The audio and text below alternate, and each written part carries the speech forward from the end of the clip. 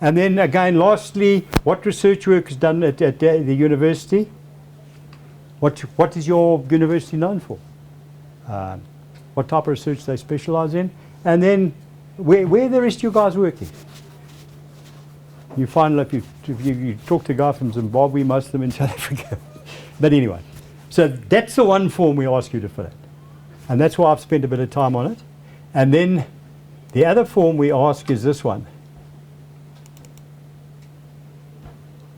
This one's a bit more complex, and you might have to get some information from the university. Details on your qualification, the campus, program, duration, and qualifier.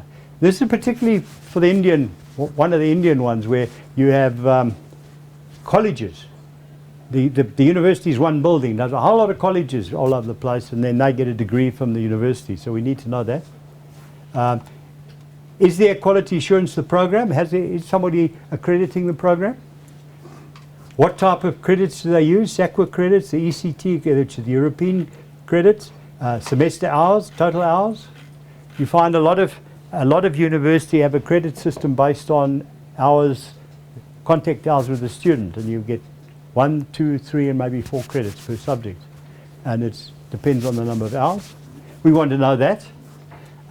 What knowledge areas were covered? What mathematical science did you have? What natural science? What fundamentals in engineering? What engineering specialist knowledge, design, and complementary studies did you have? And we ask you to list the subjects and to put the credits, and then to say how many hours tutorial lectures. You can get that from the university. They've got it. All the universities will give you this. So we just ask you to fill that in for us. And then with that, we can then analyze that degree and see how does it compare with one of ours. And we're cutting down and speeding it up. If we sit down and do this, it takes me a day to do this for 1 degree. And if you give it to us, I can do it in 2 hours. So I can do far more people and check that qualification now compared to South African or European or American degree. So with that information now, we can speed this foreign qualification up very, very fast. And again, it's all your qualifications, masters, PhDs, everything. Not just the basic undergrad. Okay? Are there any queries on that? Let's spend a bit of time on this because I know there are a lot of you guys come with foreign degrees. Yes? If you already have the candidate, Well, then your degree's been accepted. do you need to No. fill it? Look, to register as a candidate, you've got to have the right education. So then it's accepted. Now, these are for the ones that have not, or applying or haven't applied yet. Or those guys that applied in the past and were turned down because they said your qualification didn't meet. That's why, as I said, we've added in all qualifications now so that you can do that. Come on.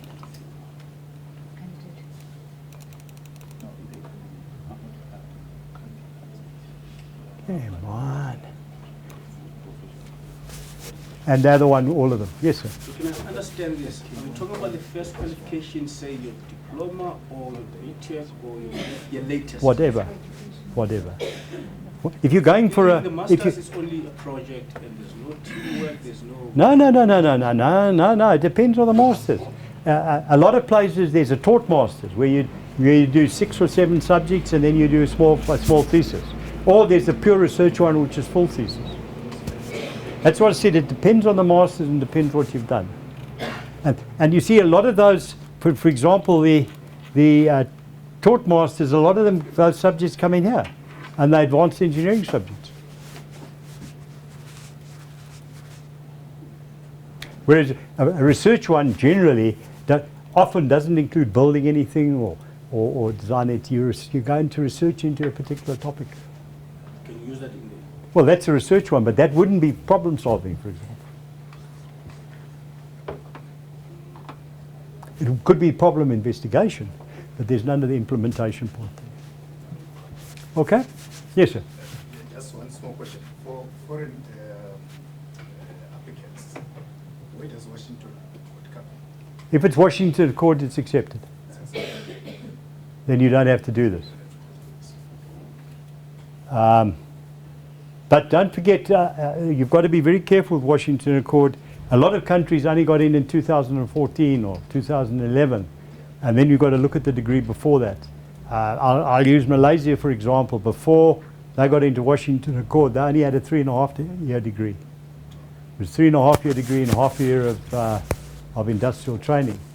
And they only got into Washington on condition they made it to 4-year. Now, although they got in, I think it was 2011, or something like that. It was only 2013 where they had the 4-year degree. So, yeah. But we look at it. For example, a good American qualification, we know the university that goes back to 1930 or 1940s. We will accept if that university has been accredited by the American accreditation body. We do the same with the UK. Okay? Are you happy now about how to apply for this and what information we want? And we also, as I said, want the copies of your thesis. Come on, where we at? Whoopsie.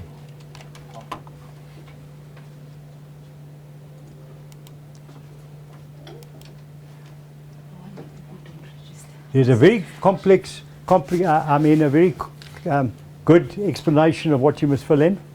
Read that. It tells you everything that you've got to do. Your application, complete application form, all qualification documents, please. And details of what's required. Please provide the following information in there. So it's all there. Should any of the requested documents be omitted, your application could be delayed. Applicants remain pending for a period of 3 months. So try and give as much information as possible. Okay, guys, if you go to the ECSA web and just go to documents, you can go to register as well, but if you go to documents, you find it easier. Come on. And then you'll find the index. Go down to, we're looking for equipment evaluation, it's section 6. Oh, what's going on here now?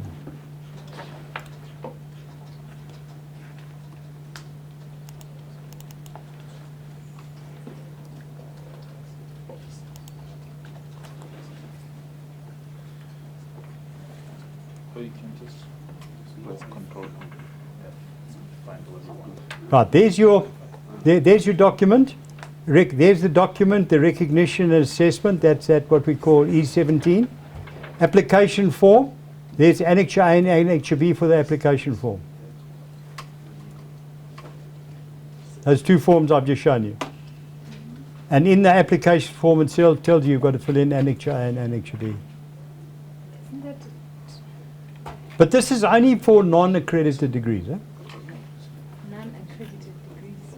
That's for either foreign degrees or but if it's a South African degree, you don't worry about this. If it's this is only for foreign or degrees that are not accredited. And all the South African degrees are accredited. If it's a Washington Accord or Dublin Accord or Sydney Accord, you don't have to do this either. Okay, guys, are you happy where to find that form now? Okay, gee, this thing keeps jumping.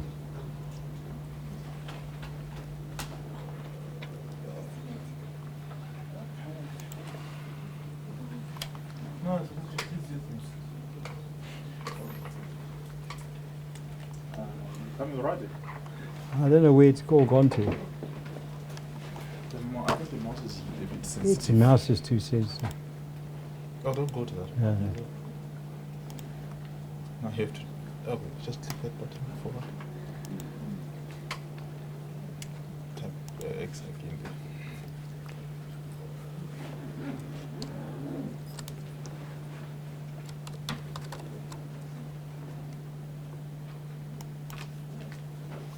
Right, if you go to registration, there's the registration. Registration is a candidate. Oh no, man, this is very sensitive, eh? Yeah. No, you gotta. Okay, maybe it should help you. You can just Yeah. say which Okay. one must I click then now.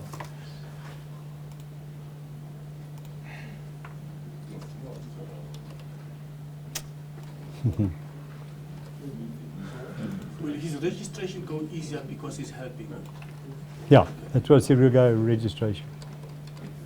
Okay, start to register. Right, there are all the registration forms. You see the top one is registration as a candidate. Then it's registration as a professional engineer is number 2. Either the old or the new system. Registration as a professional engineering technologist, technician, and so it goes down. Which one do you want me to open? So let's start the candidate. I don't think any of you want to register candidates, do you? There are some students who'd like to. There's the form. And you ticked you wanted a candidate technologist, engineer, technician. And the details are there. So again, it's your name, your address. This race group, that's the government. We don't want that, but the government wants that. What examinations have you passed? List them. Keep going. And then your details. And your certificate of competency, if you've got one. Your membership of VA. That's quite important. If you're a member of SIC or a member of SIE or something like that, or RPET, you get reduced fees. Your fees are reduced and stuff like that. Sorry, sir. Yes? I need clarification on this one, right? So, I mean, before coming to this form, which is on display, right? The earlier forms that you displayed are for those people with foreign qualifications. With foreign or non-accredited qualifications. Right, well, but if you have gone past that stage, you go to this stage now, right? For a candidate, but you guys, you guys don't want to register as a candidate, you want to register. But we're just going through it quickly. Right, take the engineer. Well, let's take the engineer form, the legacy system. Finish That's the 2.1. Oh, we haven't Okay, there. finished Let's go to. Let's stay with this one. There's your form now to register as a professional technologist, and you'll notice there's very little difference between the forms. Here they ask. Don't forget. There are your qualifications. How many? If you've got 6 qualifications, you just got to add them all in there. You can extend the form. Yeah. You download the form as a Word document, and then you can extend it. And then there they ask you again, what was your current registration or previous registration, your membership, your referees. Give the name of 3 people who are going to be your referees. Right? And keep going. And then there's your tertiary qualification. This is where we now need to know, is it an engineering qualification? So even if you from a South African university or UOT ask you to list the subject so that you can see that it's not all cooking or sewing or something like that. But then, what's the point of attaching a transcript that would have all your academic record in terms of subjects if you still have to write it here? Well, because duplication. it is duplication way, but this goes into a computer system where they can't scan that other in yet. That's why they need this for my record. The new system, you won't have to do that. Once When is it's the new system being rolled out? as soon as we can get the computer system working. And then there are the details of how to fill it in and what information they want. There's detailed instructions. Right, now, for example, this is your training experience report, your TER. Now notice it is split into sections. Here your date, time, and what we recommend is you don't need more than 4 or 5 or 6 maybe of these. You don't want one for every 2 weeks in your career and send 100 of these forms in, because it's going to kill the poor people. Every time you change jobs or you've got promotion or a situation has changed in your environment, start a new one of these experience reports. And this one you'll notice is very much structured.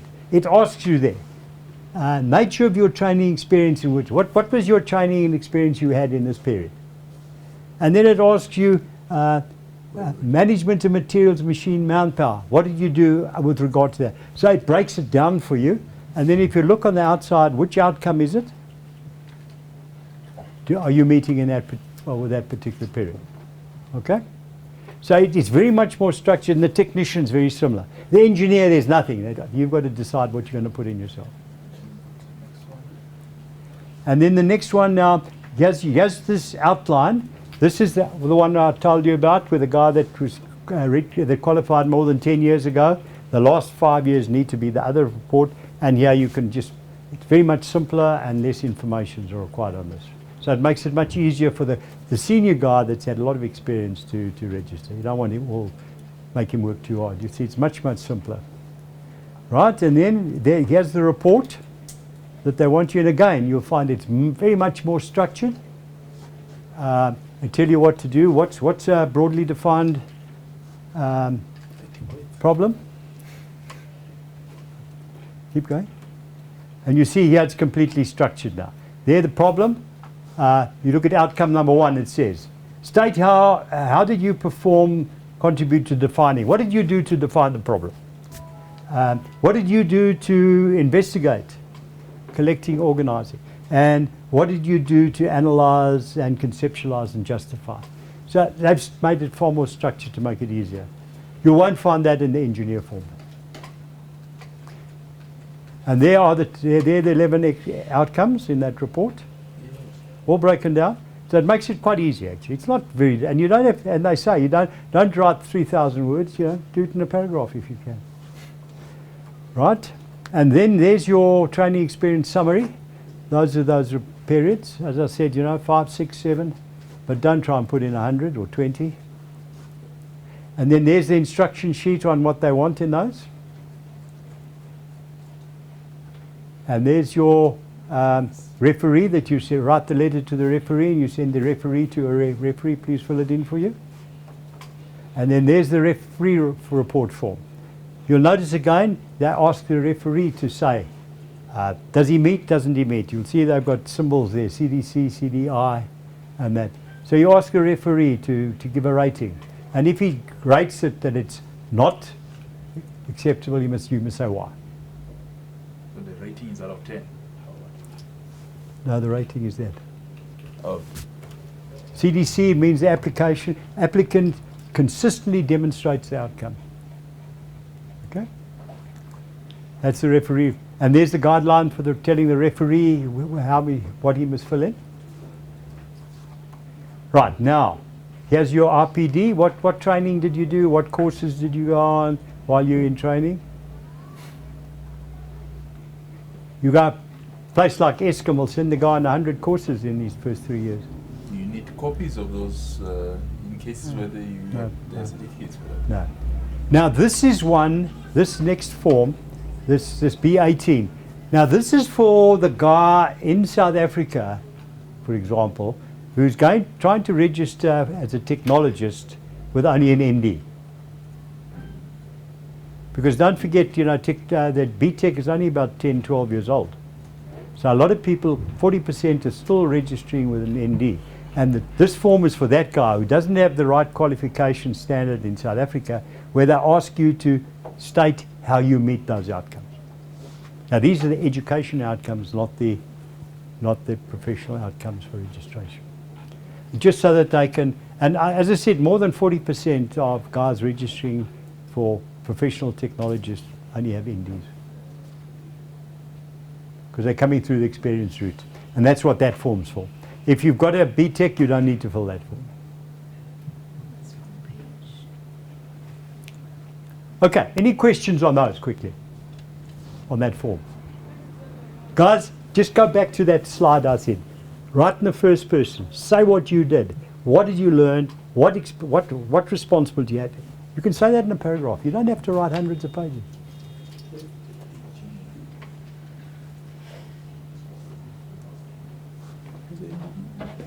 Which one are you looking for? Go that one, 2.1, that one.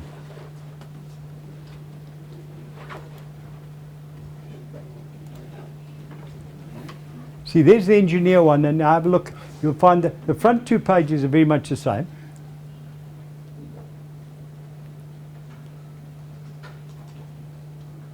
Instructions. See, the forms, the whole thing's blank. There's no, the technologist, technician's much easier. Yeah, we expect you to think of it. That's what you went to university for, is to think. I've got a question. When you say someone with an ND qualifies to be a technologist, I think that one is not fair. No, it's all education. No,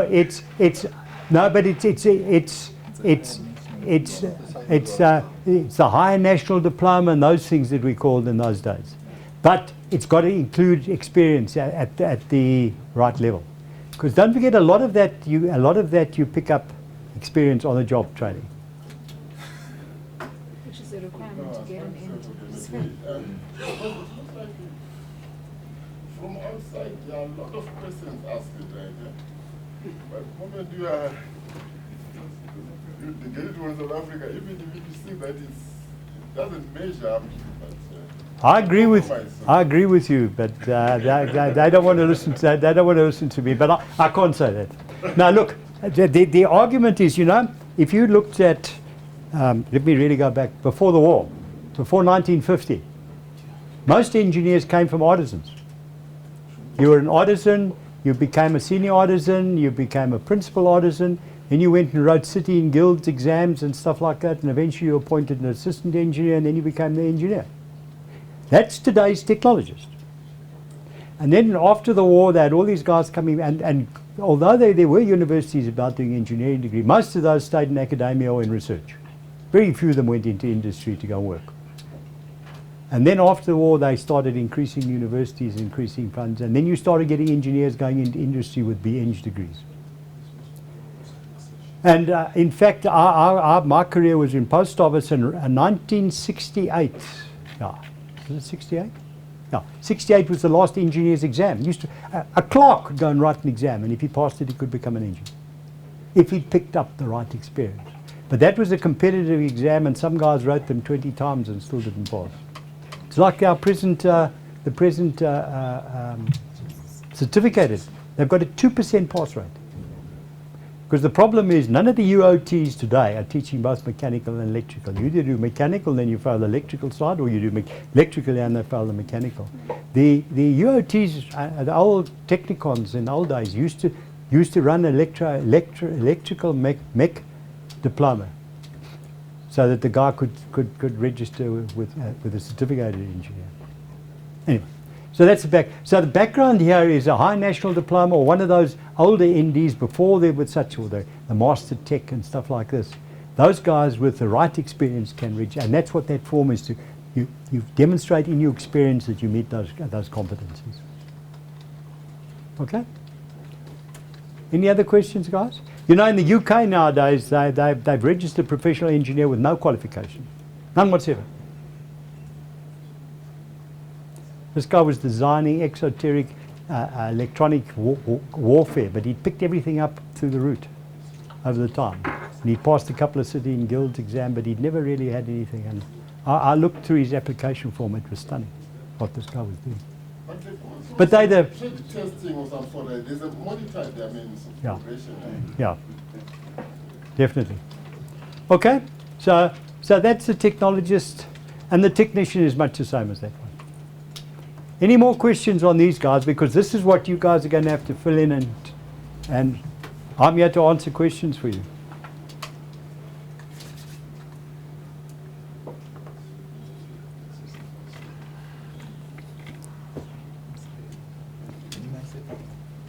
Sorry? Yeah. Right. What do you guys want to do now? Fill in the form. Why not? Why not? That's the whole idea of today, isn't it? And I'm here to help. Shout. You don't need to fill in a candidate form, do you? Sorry. You do? Okay. Are you a candidate engineer? The University of Johannesburg. Rethink, reinvent.